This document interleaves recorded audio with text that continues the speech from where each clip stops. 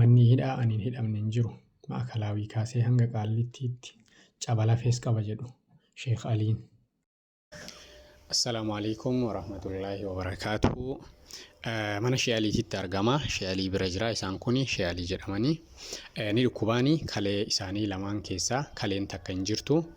Kaleen takkatti hin jirtu ammoo ni dhukkubdi waan ta'eef amaliyyaa yookiin ammoo opereeshinii sigoona jedhanii warri haakimaa kalee lamaan keessaa amma takkatti qofti waan jirtuuf jecha takkatti san amaliyyaa gochuun hin danda'amu ni ulfaataa jedhaniiti isaan waan hin dandeenyeef carariidhaan keessaa akka balleessan itti himanii mustashfaatti yeroo darbe ni yaadattu yoo ta'e Hamzaajii viidiyoo irraa waraabee akkasuma waan danda'u gargaaree rabbi irraa jaalatu akkasuma akka majlisa wiirtuullee Sheekh Jawaar fa'a viidiyoo irraa waraabaniiti isin biraan geessaniiti turanii namoonni hin argin yoo jiraattan isaan ammas sanumaan yaalamutti jiranii guyyaa Arbi'aa dhufu kana kibxata galgala harbaa yookiin ammoo guyyaa Arbi'aa guyyaa akka amaliyyaa gochuudhaaf deeman itti himanii namoonni gargaaruu dandeettan akkasuma gargaaruu barbaaddan akka isaan gargaartan asumaan isin gaafachuu barbaada. Waraqaadhaan isin asitti agartan kunniin hundi mustashfaa garagaraa irra deemaniiti waraqaadhaan isaan fudhataniiti dhufanii mee isaan warraa dhageettanii gargaarsa hamaa isaan barbaachisaa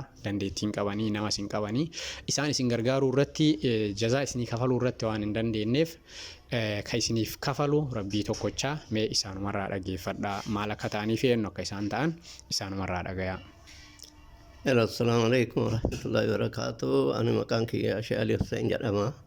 Ayuu bakka ta'a yaa biyya Masrii kanatti nama mana ijaarate fakkaadha biyya kana keessatti. Dhibeen kalee qaba kaleen takka qara durna keessaa wanna itteerti kalee takka hin qabu talamaffaallee amma dhagaa qabdi jedhaniiti isiin rakkataa jira.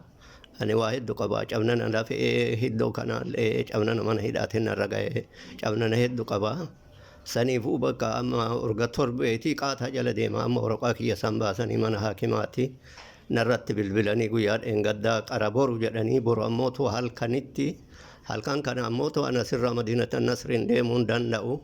Kanaaf an halkan hin danda'u jennaan harbaa sa'atii zuurii irratti qophaa'ee bakka akka dhuftu jedhanii amma silkiin na bilbilanii waraqaalee na kennanii wasaabbii irratti illee gadhiifnaa shaarii itti dhuftutti illee jedhanii kanaaf obboleeyyan tiyya biyya tana keessa illee jirtan biyya biraallee jiraatanii ani minaalbaata amaliyyaa kana yoo na godhanii jedhan kaleen tiyyatuun na miidhamtu socho'ellee ammallee akka itti jiraadhu giddiina anatu beekatu rabbitu na beeka. Saniif waan jiruun ammallee akkuma duriin na waliin dhaabattanii jettan Hamzaa Ajii gizee baay'ee na gargaareera gara wayii na gargaarsisee naa kennee jira. Mucattiin takkallee dhuftee asitti naa kennitee jirti namni tokko tokkollee ka dhuunfaanillee asitti kana gargaare namni lama sadii hin jira. Kanaaf ammallee ani isin malee kun rabbii ka qabu rabbii irra caalaa namni horii miti ka nama fayyisu du'aayinillee diini kun du'aayitii akka du'aayin na waliin dhaabattanii na gargaartanii. Awaan biraallee guddaa wanni jedhu hin jiru. Duniyaa yoo guddattellee duniyaan namni fayyee waan tokko irra ga'uullee hin danda'u. Dhibee hundaa kan nama yaalu rabbii diini kun ji'a namni hundinuu rakkinuma hundaa itti yaalamanii rabbiin akkana yaalee nagaan jedhu bakka kanaaf du'aa'ee akkanaa gootanii isin jedha gizee baay'ee dhibee kana qabadhee biyya kana keessatti hin jiraadha. Akka dubartii ulfaatitti jechuudha rabbii isin haa fayyisu rabbii isin haa yaalu. Namni waan kana argitanii jettan du'aayin illee na bira dhaabadha wama hundaanuu wama dandeettanii waan rabbi isin laaffiseen du'aa'ee akkanaa gootan isin jedha. Assalaamu alaikum warahmatullaahi ta'aalaa wabarakaatu. Waalaikum assalaam warahmatullaahi wabarakaatu. Sheekamee galatoomaati. Biyya Kaayiroo Masrii kana keessatti ijoollee meeqa wajjin jirtan amma? Ijoolleen beetasaba anumaa waliin nama shan jechuudha. Beetasabaan nama shan jiraachisaati biyya kana keessatti amma dalagachuu miti fayyaa ofiitiinuu masiida ofii gadi bu'anii ol deebi'uun hedduu itti ulfaate Sheekh jechuun nama hedduu jajjaba turanii yeroo sheekni Sheekh Muhammad Tawfiiq as jiranitti nama sa'aatii namni rafutti ganama salaata subii booda akka dargaggeessaatitti nu wajjin barumsaa qaraatii qara'uu turanidha. Nama achi halkanis yeroo baratan halkanis yeroo barsiisan namoota barachuu turanirraa nama tokko guyyaa takka bakka masjiidarraa hafanii hin beekanii madrasarraa hafanii hin beekanii ilmaan isaaniitis har'as akkasuma namoonni gargaaruu barbaadan akka dhuunfaatittis ta'ee guruppiidhaanis ta'ee gargaaruu dandeettanii bilbila isaanii as jala isiniif kaaha. Namoonni ammoo fageenyarra jirtan karaa WhatsAppii isiniif kaaha. WhatsAppiidhaan illee na dubbisuu ni dandeettanii. Namoonni kallattiin isaan qunnamuu barbaadan bilbila isaanii isiniif kaayaa as jalatti isinii barreessa. Gargaaraanii bira dhaabbadhaa. Waraqaan isaan ittiin mustashfaa deeman tokko lama miti amma isinitti agarsiisuudhaaf lakkoofsi isaa baay'ee hedduudha.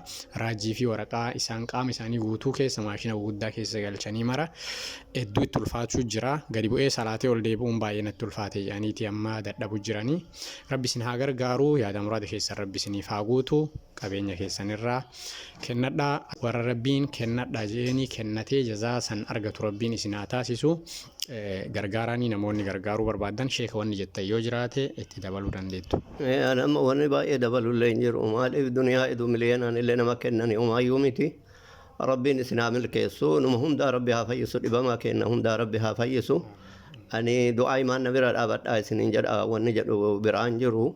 Namni Rabbi ka kennu ufumaaf kennata. Namaaf hin kennu ka waa namaa godhullee ufiifi. Rabbi isin haa yaalu. Rabbi hundumaa rakkinna keessa jirru hundaa Rabbi faraja numaa fidu.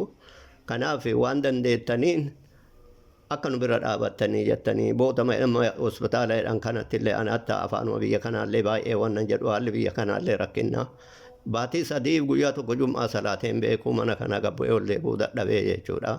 Ani sa'aatii hunda bakka nama masgiidarraa duuba deebi'ee masgiidarraa wanne dhumiti namni atta masriin illee na beekanii uummata Itoophiyaa dhiisaan saffama awwalaatiin namni na argaa. Ammallee Rabbiin na fayyisee Rabbiin mana isaatitti akkana deebisu isimatana du'aa akkanaa gootan isinit dhaamadha. Assalaamu alaikum wa rahmatullahi wa barakaatuh isinin jedha. Tole galatooma ulfaadha inshallah Rabbiin isin haa gargaaru.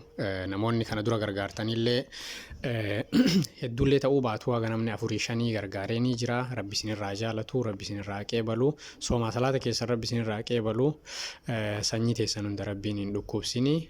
Ammallee inshallah warri gargaaruu dandeettan gargaaruu yaala akka dhuunfaatittis akka gareetittis hauma dandeettaniin bira dhaabbadhaa jechuudhaa fi jazaakumullahu khairan. Assalaamu alaikum wa rahmatullahi wa barakaatuh.